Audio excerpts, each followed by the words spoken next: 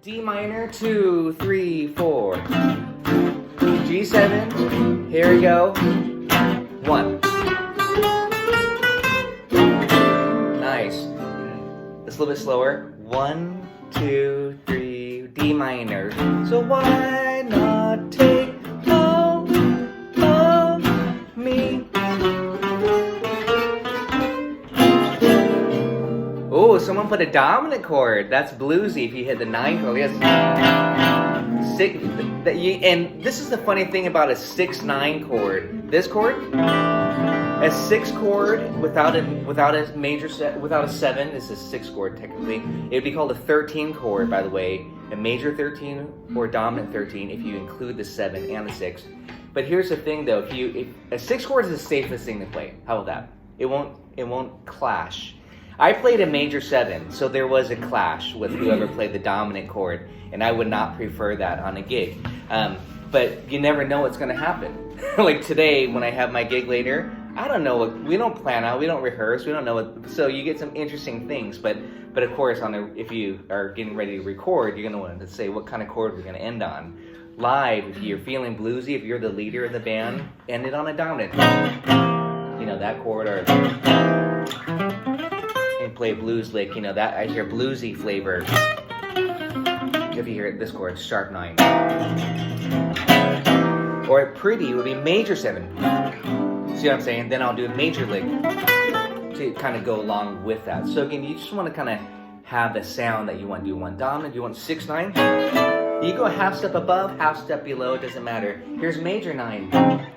That's really pretty. So I wouldn't hear necessarily a bluesier lick against that, you know what I mean? So it's just a matter of who you're playing with. But let me just demonstrate a couple things on that ending lick. I'm going to play it here as we demonstrate on one string, one finger, 1. Major 7 chord. I'll do a different chord each time. Now I'm going to start on the second string. I'm not going to go up one string. I'm going to cross over 1. And there I play this E minor 11 chord, which the bass player would play C, so that would give us a C major 9. Very pretty. So I'm just doing I'm not even playing the C in my chord. I'll do another one. I'm going to play, I'm going to tell you what kind of chord I'm playing. I'll play bluesy chord, the dominant 9, or maybe sharp 9. I'm going to start now on the 3rd string over here. And now I did what kind of chord is this? 13 chord, the dominant 13. Just kind of a bluesier vibe, sweet 1. And I added the 9 on top. I'm going to start on the 4th string. I'm demonstrating playing the same lick on each string. I'm practicing it, and that's what I would recommend for you. I'm gonna start with the upstroke here too, and let's see what I do with the chord. I don't know yet. 3, 4, 1. Plain old 9 chord. Here it is on the 10th fret, G. So I'm just finding all my G's and trying to make sure I can nail that lick, and also choosing a cool chord. 1. Major 7 there, and the final one, 1. C major 7 or C major 9. So again, that's just a good thing to practice. Now I'm going to show you something really fun, a lick that I like to do on many songs that kind of go through the cycle of fourths. Do you know what I'm talking about when I say cycle of fourths? It's, you know how you have the circle of fifths? C, G, D, A, E, B, F sharp, right? That way is counterclockwise is fifths. Counterclockwise is fourths. It's the opposite. So like, for example, C to G, that's a fifth. But if I went G to C, that's a fourth. So a lot of these jazz progressions go in fourths, such as Autumn Leaves, you know. All the Things You Are, Fly Me to the Moon, Sweet Georgia Brown, E, A, D, G. So we really want to practice our phrases, licks, and ideas in fourths. And people just call that the cycle of fourths. Okay, it's just going the opposite of fifths. Who knows Autumn Leaves? Chords. I know. Chords for me, 1, and I'm going to demonstrate 1, 2, 3, 4. Yeah, you can play along if you know it. But this is more about a quick demonstration. F sharp, B7, E minor, and that's your A section. Ready?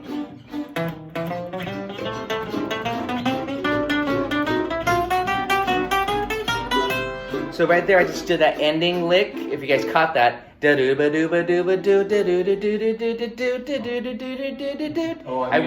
using it on every chord to pull. I'm using it as not an ending lick, but just a musical idea to connect the chords in a really smooth way. I'm starting on the 5th going into the next chord. So if the first chord is A minor 7 for Autumn Leaves, what note am I starting on? Yeah, I'm starting on E. So I kind of like saved it for the end. Demonstration again. 1, play the chords nice and strong. 1, 2, 3, 4. Leaves drift by my window like a little faster in the C major. The autumn leaves. Get ready, watch this right here.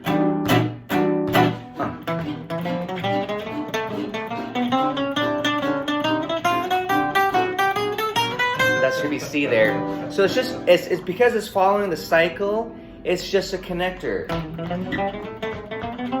And you can just use that. I mean, that's how I like to use it often. It's just to kind of become a lick of mine that I love to do. And that's used to create that forward momentum. That would be a 3-year lick. And I'll do a little slurs like just little pickup notes. I won't be too like staccato like you know, learn put some style into it. Little slurs like that kind of disguise what it is and makes it a little bit fancier sounding. Yeah, dilly do. So yeah, try that and not only as an ending lick but as a connector lick in the song. I'll do it with a demonstration on minor swing after Milt's question. And you're up on the 5th of the next. No, the root of the chord. Because the E wants to go to A, so if you do that lick, it's going to take you right to the root. And then because we're following the cycle, A then goes to D, D then goes to G. Oh, not only that, I got to show you this way. Look at how the guitar is tuned. The guitar is tuned like this: A, E, A, D, G, C. So that lick, I'm just following the pattern like this. 1.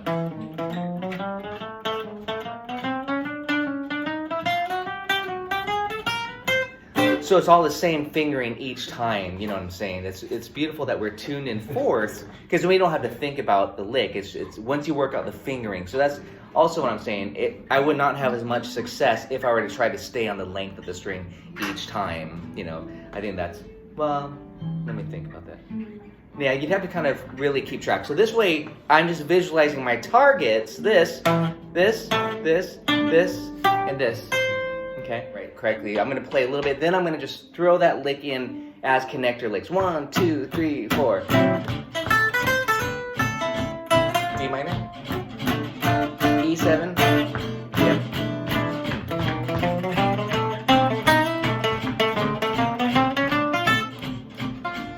And A minor. It's okay. E7 and A minor. And top. A minor. D minor. Hear it? E7. And how am I going to use it right here?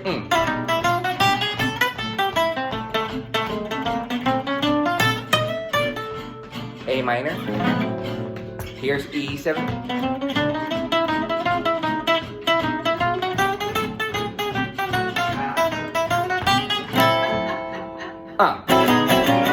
So again, now I'm using that lick as much as I can because, well, you can use it anywhere, is what I'm saying. It pulls you to the next chord. The only thing is you have to plan it out one measure in advance. Does that make sense?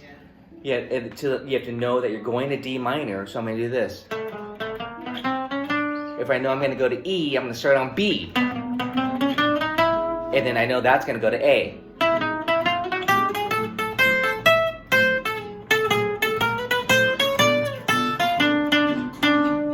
I'm going to do it here for A minor.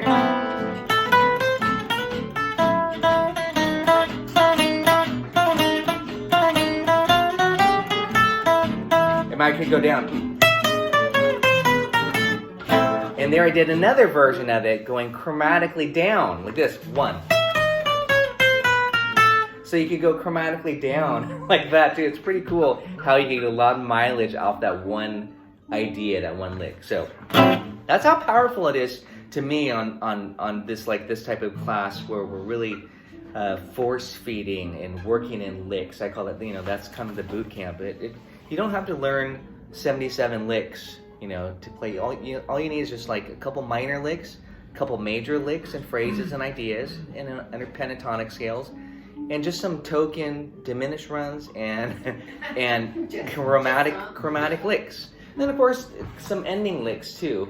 But that was the end, and I do have a page for those on Patreon. I do have a page that says 20 ending licks, and I would recommend checking that out. I just say you don't need 20, you just need 2 or 3. But you can pick and choose which ones you like.